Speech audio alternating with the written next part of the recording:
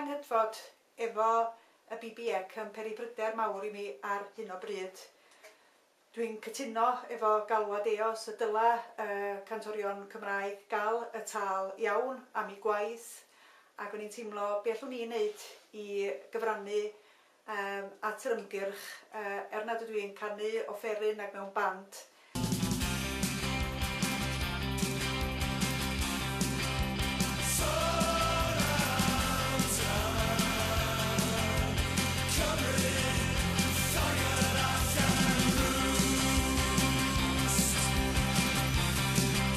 Wedi arweiniad Meredydd Evans fod o'n gwrtho cyfrannu at raglenni Radio Cymru, mi deimlis i y gallwn ni'na hefyd fel awdur ddatgan na fyddwn ni yn gweithio i'r BBEC ac yn cyfrannu gwaith nes bod y BBEC wedi cytuno i delera eos.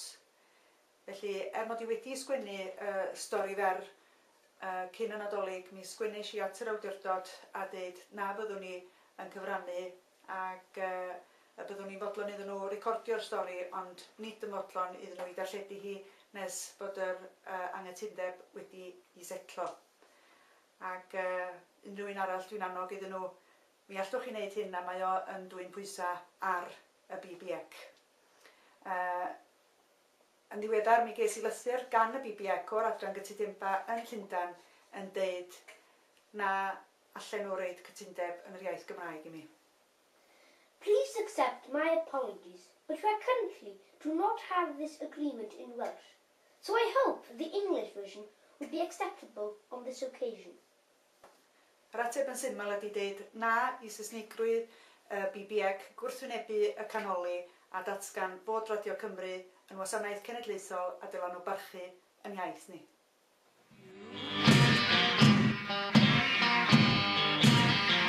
O caed y geg, pa John